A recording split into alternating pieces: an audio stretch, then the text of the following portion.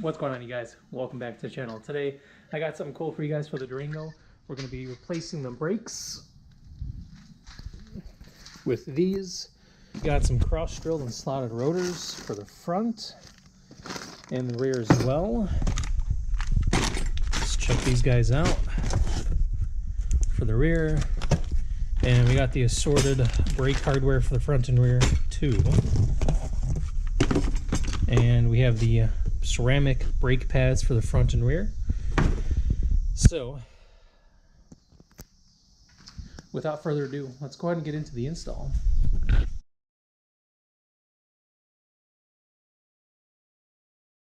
Alright, so now for the fronts, what we're going to need is a 16 mil socket. If you don't have an e-torque socket set, a 16 will do just fine. And you're going to have a bolt on the top and the bottom of the caliper bracket. But first, you want to remove this piece here. So you see there's a little hole here on the flat side. You can stick a screwdriver in there and then you push it towards the rear of the car. And that'll allow you to put your finger in here and kind of just pop it out.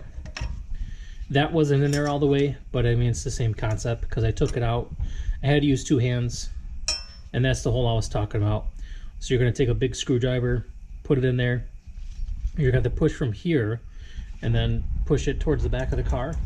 And that'll allow enough flex to remove this little bracket thing. Also, on here, on the hub, there's an O-ring, and you want to make sure you remove that before pulling off this rotor. Alright, so I did just that, peeled away the caliper. And now it's sitting on top of the rotor here, the old one. And as you can see, we got plenty of meat left on these pads. However, I'm going to replace these with cross-drilled and slotted. And we're going to leave this old one in here because we're going to compress it. And I want to make sure we compress both pistons in the same amount. We don't want to have anything, we don't want to have this one out more than the other. So while you're doing this, and you want to use a C-clamp, or you can go ahead and buy a piston compressor tool. Those are usually pretty good with more than one piston calipers, such as the Durango here. However, I'm going to go ahead and try to do as best I can with it in the center. And then we'll just do a few turns on each side and evenly push this in. And like I said, you can just use a C-clamp or you can use a piston compressor tool. Let me go ahead and push this in, put in the new pads, and hopefully the rotor is not a pain in the ass to get off. But alright, you guys, this rotor kicked my ass. Man, this thing was stuck on there. So what you can do to get rid of this rotor, if it's giving you so much trouble where you can't pull the rotor off, highly recommend squirting some PB Blaster in between the studs and the holes in the rotor. And then also, you'll have to do this a couple times, but you take a hammer and you smack the space in between the studs as hard as you can. You'll have to do it a couple times, and then eventually you'll hear the rotor start to move a smidge where it's metal on metal sound, and then it'll just go from there. Alright, so we got the new rotor on, held in by lug nuts. Pro tip: if you're having trouble with the rotor staying on, just put some lugs on there. They're barely just deep enough to get the rotor to sit flush almost. And the pads, the back ones here that go into the pistons, those clip in, so there's not really any room for sliding around, but this one here give you some good solid ground so it doesn't move on you. So I'm gonna go ahead and put the caliper back on the rotor, get that all buttoned up, and then we'll finish it up for the front rotors. So that's it, guys. This is it for the front, so let's go ahead and move on to the rear. Alright, you guys, now that we have the wheel off, what we're going to do is we have two bolts that are holding the bracket on, and it's the top and the bottom. The rears are both 18 millimeters, so we're going to need to take those out and then we can pull the caliper off.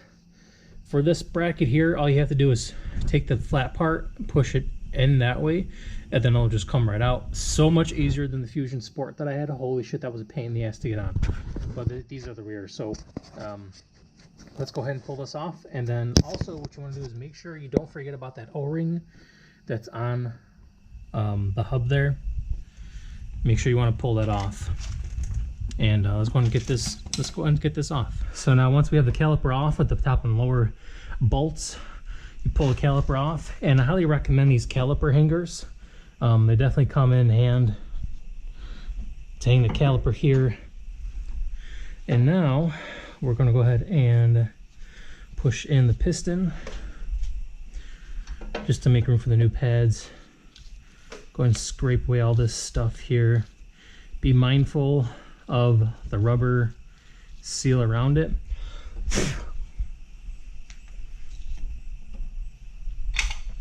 And we're gonna go ahead and use an old pad. We're gonna stick this in here.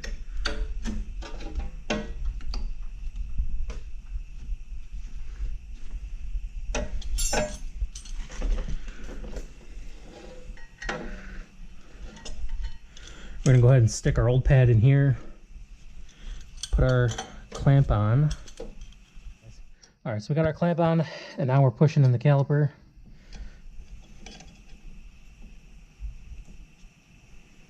And we're just pushing the fluid back through the reservoir, and we'll go and stop that. That should be good to go, but it should be good enough. Should be good to go.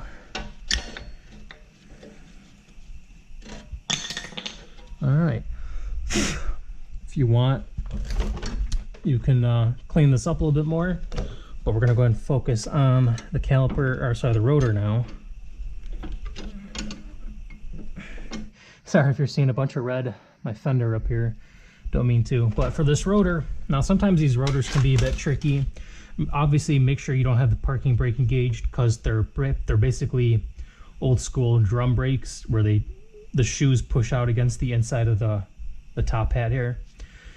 So make sure your parking brake is not engaged, and all you have to do is, there's a cutout here on this side where the caliper goes, and it's the opposite side on the driver's side. So you can stick your hand back here, and you can usually just wiggle it free like this. However, if it doesn't budge at all, you can just take a steel hammer and hit it in these spots here. See how there's a little from the wheels. Hit it here in between the studs, basically. Probably just have to do that once, and then you can just wiggle it free, and then bada bing, bada boom. So here we have the wheel hub, and then what we'll do is we'll just get rid of all the loose debris on here. I advise not to breathe this stuff in, obviously, but we're just gonna do a little bit of cleanup here. Clean up the drums. Don't gotta do a pretty major cleanup here, just kind of do that. And then get yourself some brake cleaner. I got this stuff from AutoZone, and just give it a little squirt. And that's all. Dries quickly, and then we'll go ahead and put the new rotor on, put the pads in there, and then put it all back together. All right, so here we have the new rotor.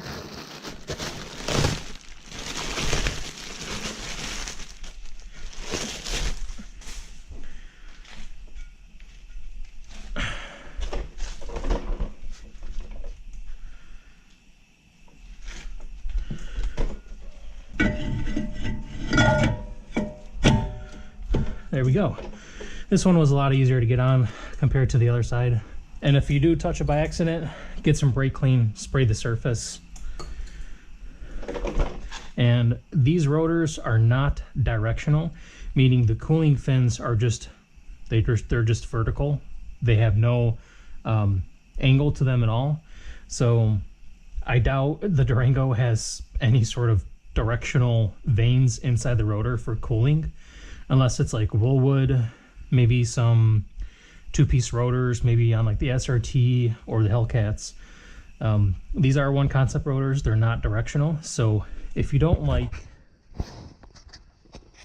So if you don't like the way these slots and stuff like this is turned out, you can always flip it to the other side so that it's reverse. If you're a weirdo like that, I don't recommend it because it kind of looks goofy, but to each their own. If you do, that's cool.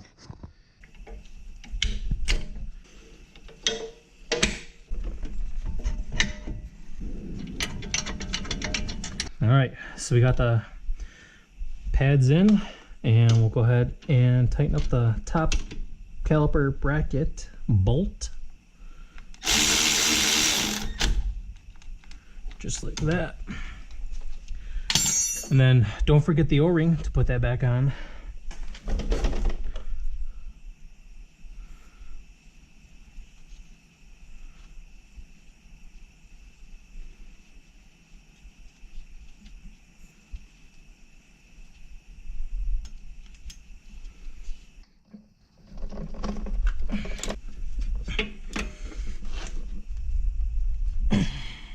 Alright you guys, and there she is.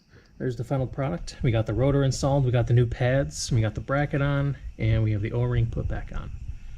So pretty easy install once you get the hang of things. Once you get the first wheel done, you kind of know what you're getting into, and then the second wheel just goes faster. It's taking me a little bit longer because I'm filming this, but all you really need technically is an 18 mil socket, and for the top and bottom caliper bolt, and then you can just peel the caliper off. And if it'll be stuck on there just a little tiny bit, you'll have some resistance, and that's just because the pads are squeezing on the rotor. And then you'll just pop the pads out, push the piston in. You'll have to remove this bracket to push the piston in, and make sure you take that O-ring off and make sure you put it back on. But other than that, pretty super simple install. So let's see how it all looks together.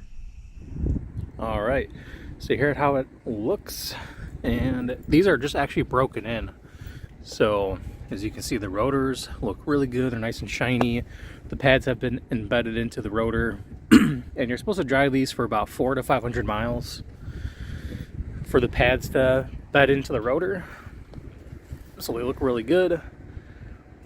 Other than a couple issues with getting the rotors off, I mean, I didn't really have anything else to complain about here. So I apologize for the wind noise if you guys can hear me. However, you need to make sure that you take the O-rings off before you pull the rotors off. Otherwise, you're not going to be able to take the rotors off. And something to keep in mind. So with that being said, you guys, if you have any questions about the brake install, apologize for the crappy video. My GoPro was kind of going out. Plus, it's an older model and it was at night, so didn't really get some good footage. But hopefully, I was able to help you guys out. But let me know if you guys have any questions down below about the setup here. And appreciate you guys watching, and take care. Have a great day.